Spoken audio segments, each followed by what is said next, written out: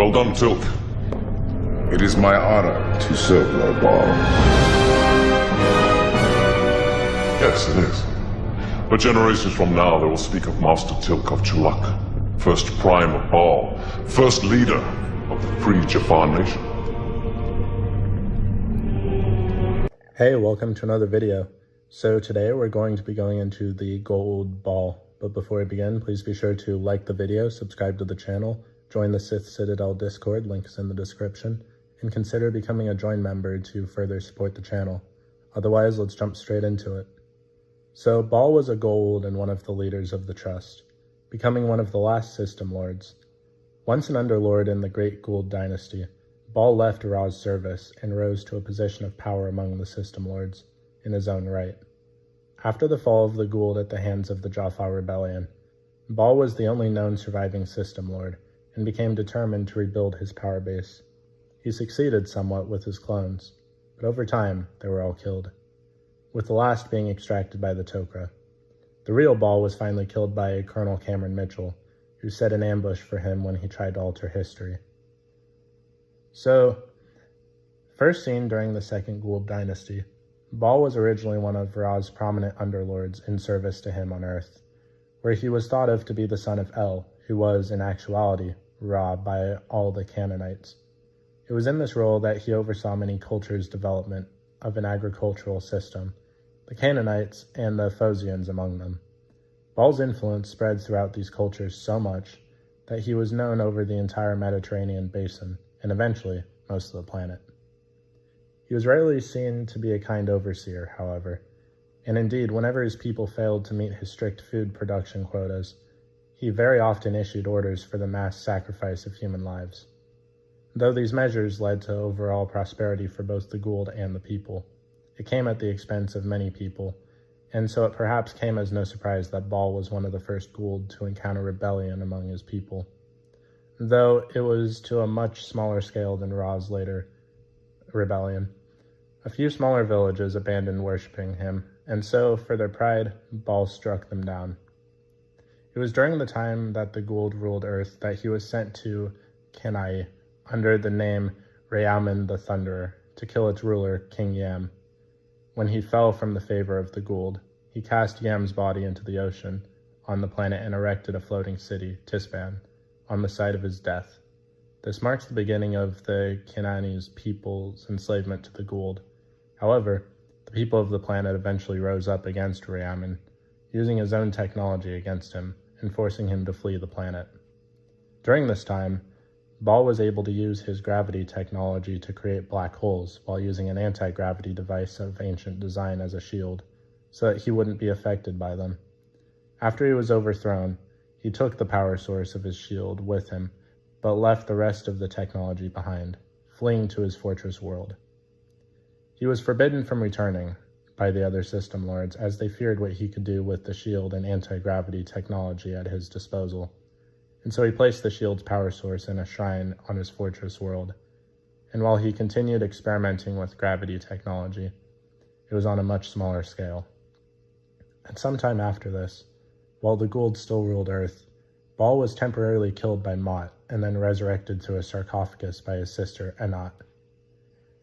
After the fall of the Second Goa'uld dynasty, Baal was one of the first to oversee that the Tari would one day rebel, and so left the planet for the stars, earning him the wrath of his former master Ra, and causing him to be kicked out of the sun god's inner circle. Despite this setback, Baal managed to maintain control over several Jaffa, who had been loyal to Ra, and so was able to carve out a small niche for himself within the ranks of the System Lords. Though not entirely loyal to Baal, these Jaffa served him out of fear for his wrath. For even though they knew that Ra's wrath on them would be terrible if he managed to defeat Baal, Baal presented a more immediate threat to them. In addition to this, Baal did not hesitate to make examples out of anyone who betrayed him for their former lord. Following the Earth Rebellion, Ra's attention was drawn to Baal, whom he was able to defeat repeatedly until, in desperation, Baal turned to Sokar, ironically fulfilling that Earth's belief that he was indeed Baalzebub, the ancient of Satan. Having been well aware of Sokar's enmity toward Ra, Ball offered him a contingent of his Jaffa, several having in fact been a servant of Ra at some point, to contend with Ra in the field of battle. Although Sokar's forces were more than sufficient to deal with Ra on their own, Ra's former forces provided a unique insight into the workings over their former lord's tactics, and so proved extremely valuable to Sokar. In exchange for his help, Sokar took Ball under his wing for a time, aiding him in the struggle to survive against their mutual enemy. This alliance stood for generations, during which time Ball took advantage of Sokar's help, using both his own and his new master's forces to carve out a significant kingdom among the planets of the Milky Way. Because many such gains were made with the help of Sokar's Jaffa, Sokar considered the territory to be his, though he rarely pressed this issue and simply left Ball alone. Concentrating on his own war with Ra, Ball continued to pay tribute and give respect to Sokar for the course of his servitude, as well as providing a buffer against Ra's forces with his ever-growing territory, allowing Sokar to concentrate along a narrower frontier. Ball could not hide his true intentions forever, though, gradually subverting the Jaffa that Sokar left him to the point that he commanded their true loyalty. He eventually became content that he would be able to contend with the forces of Ra without Sokar's aid. Ball broke off his servitude to Sokar and declared himself the sovereign ruler of his sector of space. Sokar immediately tried to recall his Jaffa from Ball's service, but was met with no answer, and sent 2 of his fleets to reclaim the territory, which he believed Ball had stolen from him. Having learned of his attack, Ball made a daring gambit. When Sokar's fleets arrived in the 2 systems controlled by Ball, they were met with only 2 Hattaks each, as Sokar's fleets closed in to attack the ships. Ball unleashed his plan and used the Hattak to cause the system's stars to go supernova, destroying everything nearby, including themselves and 60 million inhabitants on the worlds. Quickly deciding that the price of war with Ball was too high to pay, Sokar and Ball agreed to have a peace treaty so that they could focus on their prime opponent, Ra. For centuries after the truce remained, both of the Goa'uld fighting against Ra rather than amongst each other. Though the war rained heavily on Ball, he managed to get himself into a position of power, and eventually became a system lord in his own right. Ball's war with Ra drew on until it reached a point where the attrition rate became unbearable for both, and so the 2 agreed to a ceasefire, though they still remained enemies at heart. Despite this, the 2 system lords continued to inflict covert raids over the other, as well as attacking each other through politics rather than force. These actions continued for more than 1,000 years until, in what apparently was a freak accident, Ra was no more. Unknown to the system lords at the time, Ra was killed by Colonel O'Neill and Dr. Jackson, who had used transportation rings to send an enhanced nuclear warhead on board his ship after a rebellion on Abydos. Though the Goa'uld did not know the truth behind the sudden death, Ball was quick to swoop in and claim much of Ra's disarrayed territory before Apophis was able to take control of the majority of it. He used this new territory to parlay his way into a dominant position among the system lords, gaining even more power than he had previously. When the system lords held a conference following the deaths of Apophis and Kronos, Ball seemed to function at first among equals, conducting the meeting. When Osiris appeared on behalf of Anubis to petition the system lords to accept him back, on the condition that Anubis would, in turn, destroy the Tari, Ball was one of those who voted to restore him to the state of system lord. What most of the other system lords did not know was that this was simply a ploy to learn more information about his potential foe. However, this very act earned Ball the eerie view, an enmity which had previously only manifested in minor tension. This resulted in open hostilities. The Tok'ra had at least one operative, Kanan, in Ball's service, though. When Kanan was discovered as a spy, his host was damaged so badly that he had to seek another. When Kanan's symbiote was implanted in Jack O'Neill, he went to Ball's outpost in order to save Ball's Lotar, Shaylin, who had become involved with.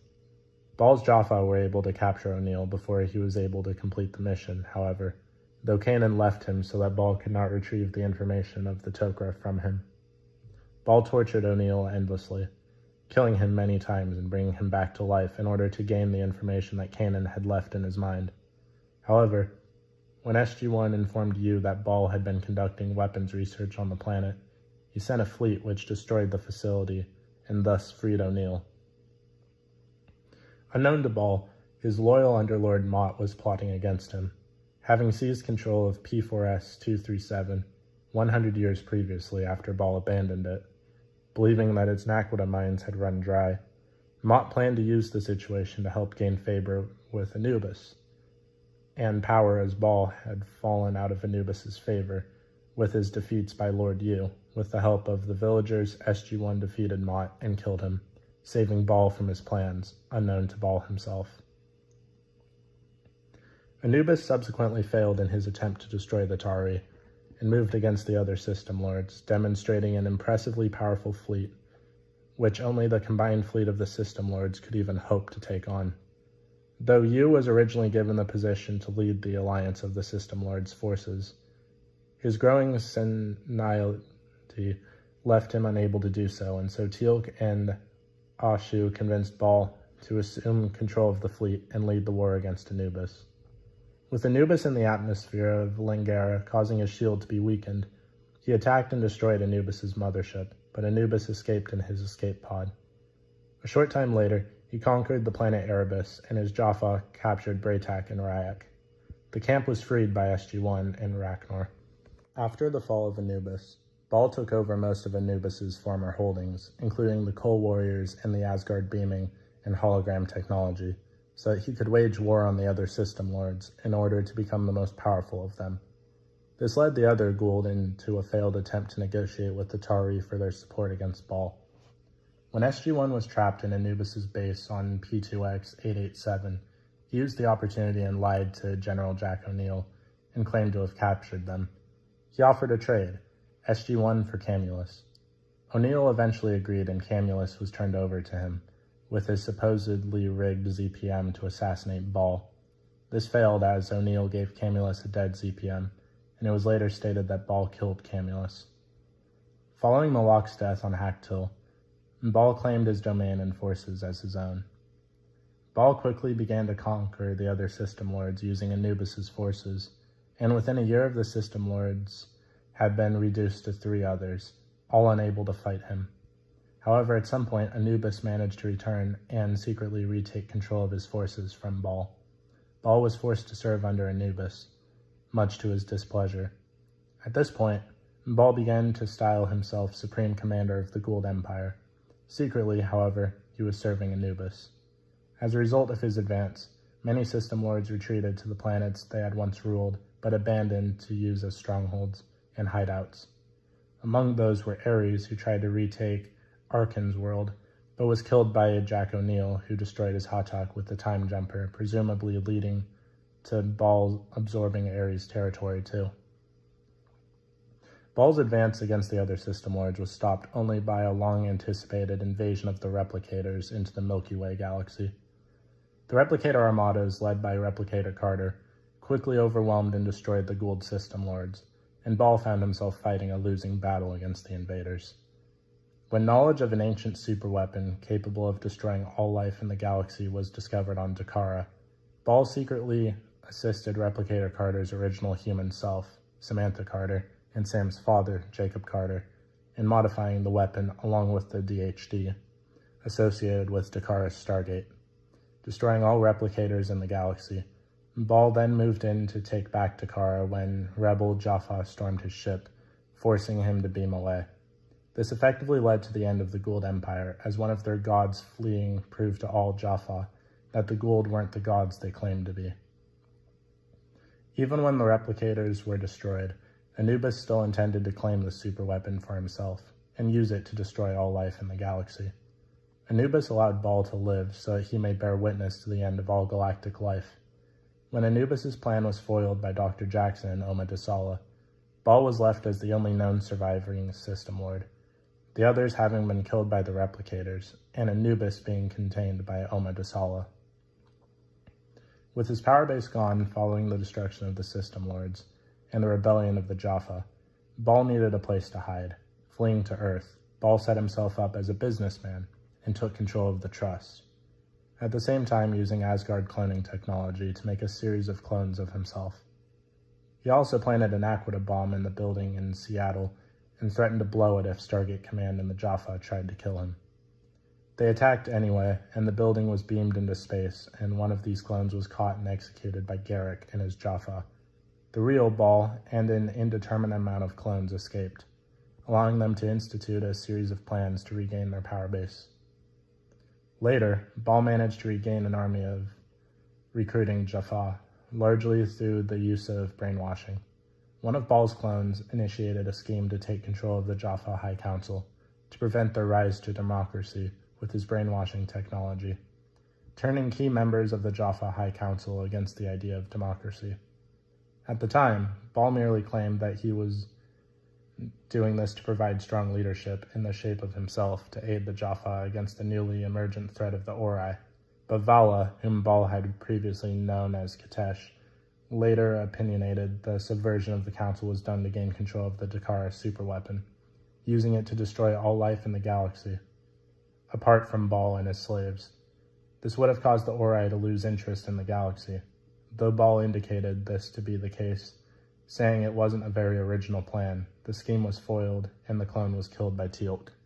Ball also planned to rebuild his empire by using Asgard transporters to steal stargates from other planets and hide them using a method developed by Nerus, Ball's former servant who had defected to the Ori and was captured by Stargate Command. His plan was foiled when Nerus returned to Ball and accidentally downloaded a virus into one of Ball's Hawtalks. The Stargates were then beamed off the Hawtalk by the newly built Earthship, the Odyssey, and the Hawtalk, along with several of Ball's clones, were destroyed by the Lucian Alliance. Later, Ball flew an Alkesh to Earth and was shot down by F-16 fighting Falcons. He was captured and taken to Stargate Command. He was interrogated by SG1 and told them his clones had turned on him, and the SGC needed to capture them because they had knowledge of the Sangral. He planted locator beacons in all of them, and they were using the tracking system on the Alkesh to capture them. After all the clones were captured, Malcolm Barrett, who was brainwashed, helped Ball escape. He forced Lieutenant Samantha Carter to give him an ancient list of Stargate addresses, and they used the locator chips, which in close proximity to one another amplified the signal they sent out, and they were beamed out. When he discovered the existence of Merlin's anti-Ori weapon, that could not only destroy the Ori, but the Ancients as well, one of the Ball clones found the planet where the weapon was located. His ships could not locate it, so he had to come by Stargate. However, the puzzles made the Ascended Ancient Morgan Le Fay made it impossible for Ball to reach it. His Jaffa had abandoned him, trying to find a way to free him from a force field. He was then forced to work alongside SG1 and Adria. He was transported to the tomb of Mirrodin when the Ancient was awakened, who, in his days, likened Ball to Mordred.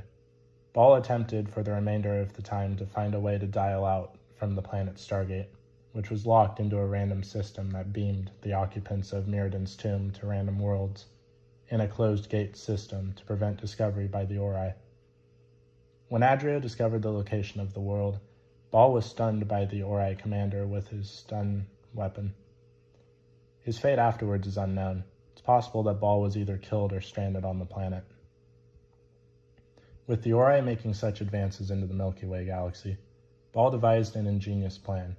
He intended to capture Adria and take her as a host, by ambushing SG1's plan to capture the Orisai. Upon capturing her, Ball sent a message to his clones to meet to discuss the situation. Once they arrived, he beamed canisters of symbiote poison onto the camp, killing his clones. After implanting himself into Adria, SG1 boarded his Hawtalk and killed another clone. Ball offered to help SG1 in driving the Ori army out of the galaxy, saying that the Ori were indeed dead. However, SG1 contacted the Tok'ra, who removed Ball from Adria, presumably killing him, but not before he released his symbiote toxin into her.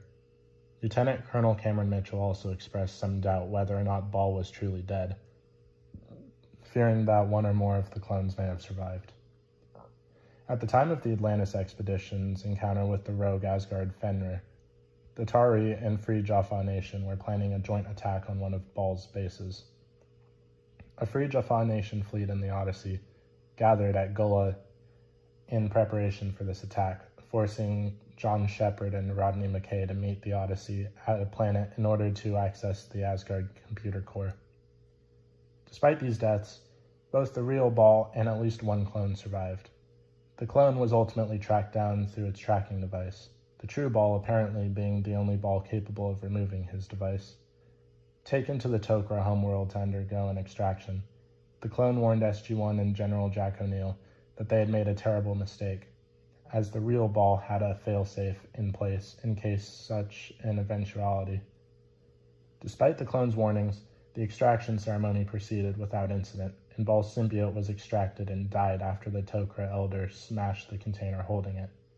Ball's host survived the extraction, and Vala planned to help him adjust. At the same time, the real Ball traveled back to 1939, using the Solar Observation Outpost on Praxian, with a contingent of loyal Jaffa to sink the Achilles, with the Alpha Gate on board before it could reach the United States. However, the Colonel Mitchell of an alternate timeline where Ball's plan had succeeded was waiting and ambushed Ball's forces alongside Bosun when they emerged through the Stargate. Spotting Mitchell, Ball could only stare at him in shock before Mitchell shot Ball in the head with a Thompson submarine gun, finally killing him. The death of the real Ball in 1939 and his clone brought a final end to both Ball and the Goa'uld system lords. In the alternate reality, during an extraction of his clone, the real Ball went back in time to 1939 to change history by stopping the Stargate on Earth from ever reaching America, which ultimately resulted in Stargate Command and Stargate program never existing. When Ball got to Earth, he arrived on the ship Achilles and killed the crew of the ship carrying the Stargate, and he set a bomb before leaving through the Stargate to build a new empire in that time. Mitchell's grandfather managed to dump the bomb overboard where it exploded harmlessly, but the ship ended up trapped in the ice of the Arctic, allowing Ball's plan to work to officially change the timeline. In this alternate timeline, Ball, retaining the knowledge of his previous timeline, became the leader of the Goa'uld, using his knowledge of the other timeline to anticipate his enemies' moves and destroy them, as well as gaining the support of the other system lords. Ball also used his knowledge in other ways, by promising the establishment of a free Jaffa nation. Ball was able to sway Teal'c to his side as his first prime. He also made Katesh, who was still in control of Vala, having never been extracted from his queen. Ball went on to attack Earth with a massive fleet, but, having been impressed with the humans in the other timeline, advocated that they be not slaughtered and enslaved outright, but instead deceived.